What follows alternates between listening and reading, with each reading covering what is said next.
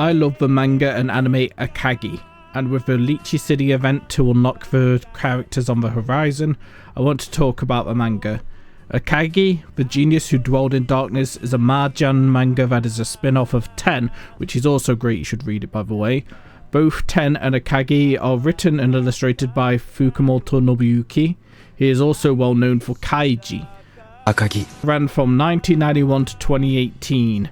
The arc we're going to talk about features 6 full games of Riichi Mahjong in one sitting, where the first tile is played in chapter 70 until chapter 296. Yep, that's the years 1997 to 2017. That doesn't count the overall beginning of the arc, chapter 57, or the epilogue of 9 chapters. So you might wonder how the hell one match of 6 Mahjong Hanchans can carry a story that long. Well, I have to say, not only did it manage to tell the story for that long, but it was actually enthralling and never bored me for a moment. Though I love Riichi Mahjong, anyone who can enjoy a thriller like Death Note can get something out of this. Let's take a look at Akagi. There will be minor spoilers, but when I get to larger spoilers, I will add a spoiler time skip.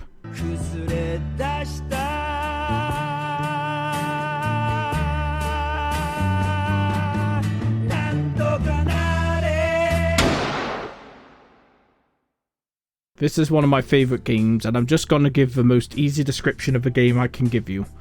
Mahjong is a 4-player game where you draw and discard a tile each turn, trying to make a valid hand of 14 tiles, which is usually 4 groups of 3 and a pair. When someone wins and declares their hand, the round is immediately over, and the loser or losers of that round pay what they owe to the winner or winners. A full game of Riichi Mahjong consists of 8 or more rounds. It is a game that mixes skillful play, decision making, luck, probabilities, bluffing, and adapting to the flow of a game. There are many Mahjong manga and anime out there, with Akagi being one of the most popular. Very impressive for a spin-off, but part of what helps is the superb anime adaptation. There is a 26-episode adaptation of Akagi that covers all of the arcs of the manga, except for the short and least good arc, the Nakai arc. It also covers just over 30 chapters of the long arc, Washizu, and actually ends on a really satisfying note within that arc. I would say if you want to try Akagi, give the anime adaptation a go, and then if you really like it and you're invested as the Washizu arc as I was, then read the manga. But the anime has one of the best anime openings and endings ever. Nanto Kanale by Fuluido and Akagi by Maximum Hormone.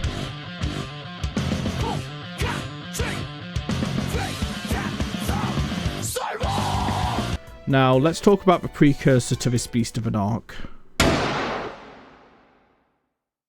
Akagi starts with a man named Nangor, a man in a game of Mahjong against Yakuza who he owes money to. In a last-ditch effort to pay his debts, he is 1 versus 3 and is losing the game. Praying for anybody to save him, even the devil himself, a 13-year-old boy suddenly knocks at the door. That boy is Akagi Shigeru. Nango claims Akagi is his nephew and realises quickly that though Akagi does not play Mahjong, he has a natural sense for reading people and sensing danger. Putting his faith in him, Akagi takes his place. Meanwhile, a police detective Yasuoka turns up because the kid is suspected of being involved in a game of chicken, driving off a cliff and surviving. I don't want to say much more than that in terms of this opening. Akagi as a character is established well pretty early on. He is a thrill seeker, disassociated from the world and society. His life before and after this revolves around gambling, and he enjoys living on the edge, allowing him to make risky decisions without pause. The early manga moves forward in time frequently. There is often a period of months or years between his Mahjong games, mainly focused on gangsters and trying to drain them of everything they have, not out of a want to become rich, but to attain a pure victory and a disdain for their way of life. Akagi is carried a lot by his instincts, his willpower and predictions. This carries him to victory with little struggle, though these games are also really entertaining. I would not recommend skipping any of them at all. Up until the final arc, you can consider Akagi to have 4 arcs. Ryuzaki/Yagi arc, Ichikawa arc, Urabe arc, and the manga exclusive Nakai arc. This totals 56 chapters out of 307, making it 18% of the total length. Then we get into the arc that I want to talk about, the Vampire Washizu. The Washizu arc begins with a police detective from earlier, Yasuoka, investigating a serial murder case involving people being drained of blood and their bodies being dumped. He believes a Yakuza boss called Akagi has a role to play in the homicide, who confirms he is involved, but he is essentially a middleman, for he only provides these men to a man called Washizu. Washizu essentially runs the world from the shadows, as he is a morbidly rich man who has his fingers in all pockets, including the police and government officials, making him nearly untouchable. Akagi transported these victims to Washizu to play a deadly game of Mahjong, in which they lost and therefore forfeited their life. Yasuoka believes the only one who can beat this monster in Mahjong is their own monster, Akagi. Once they tracked him down and get him to agree to the game, they go to Washizu's mansion. Here, the true nature of Washizu and his game is revealed. Akagi.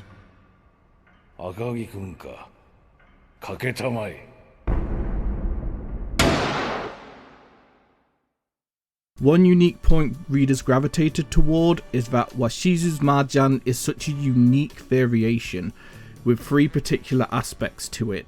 In a game of Mahjong, each tile in the game has 4 copies of itself. In Washizu Mahjong, 3 out of 4 of each tile are transparent, so all your opponents can see a few of the tiles in your hand. This requires the players to adapt their strategies to this fact. The second unique aspect to this is the massive stakes in this game. Washizu has an enormous amount of money, billions of yen in today's world. When Akagi wins directly off of Washizu or self-draws his win, sumo, he will immediately take money from his pile. But Akagi and Akagi have so much more at stake, related to the blood-drawn corpses. For if Washizu wins off of Akagi or self-draws, he draws an equivalent of Akagi's blood, eventually resulting in his death. In addition to that, Akagi will have his arm cut off. These stakes help create an exciting scenario. The game lasts 6 full games, also known as hanchans, and at the end of each full game, the player with the lead in points may either take the equivalent in the difference in money or in blood. And the third unique part of Washizu Mahjong is that though they are still playing 4-player Mahjong, Yasuoka is one of the players who wants to help Akagi, and Washizu also has one of his assistants be the 4th player. Because a few of the tiles are transparent, they can help their ally build their hands quicker by discarding tiles they can call on to make their hands better or quicker. Washizu ends up being such an amazing antagonist. I don't want to spoil all about him, but he strikes a perfect blend of absurdist and interesting. He is a man with quite a literal god complex who does not value the lives of people at all, getting a pure thrill from killing young people. It dives a bit into how he sees people and how his experience of World War II and the aftermath brought about a thirst for power. Most of these aren't explored in full, but the tastes you get through the whole arc help build a fuller picture of a man and understanding him. He's also fucking hilarious.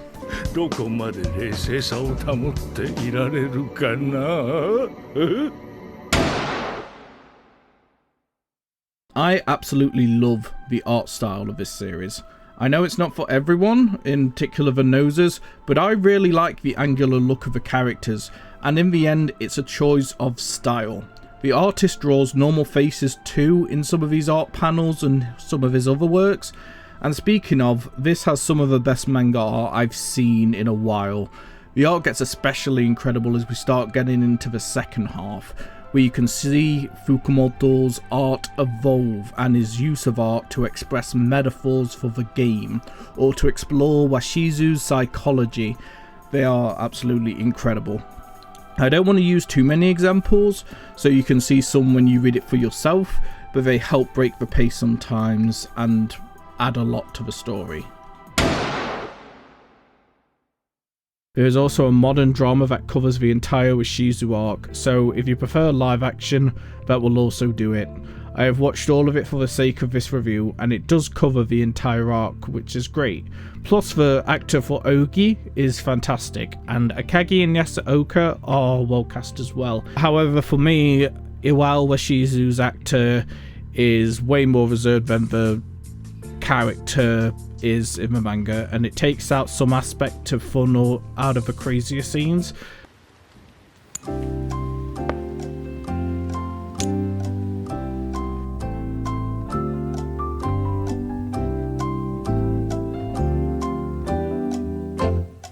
G.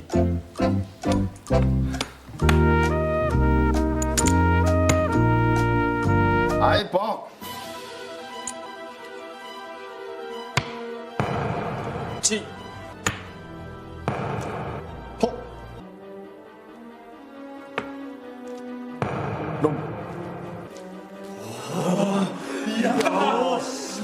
But something that the drama does do well is it does add some more visual flair to show how certain hands work. If you like drama adaptations of the same vein as Liar Game, you should still enjoy this.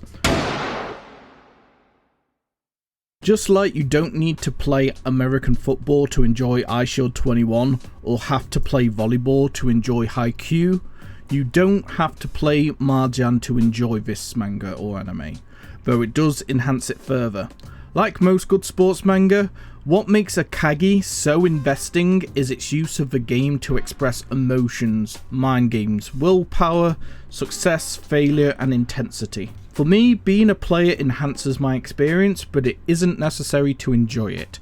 The feelings that this story and action provide are more than enough for you to enjoy yourself. But if you watch the anime and feel those games are too long, it may not be for you, but I still recommend trying the anime. Akagi is gonna be one of those series I remember and think about for some time to come. When I heard the rest of the series was gonna focus on one game, I thought I may grow bored and move on, but honestly I never ended up feeling that way. I'm sure if I waited monthly for chapters as they were released, it would get a bit too much to wait that long, but being able to read them collected together once the series was over was a great experience. And I'm really happy with what the series as a whole gave me. Also, make sure to read 10 too, it's pretty fab. In conclusion, Mahjong is fun, Akagi is fun, go have fun.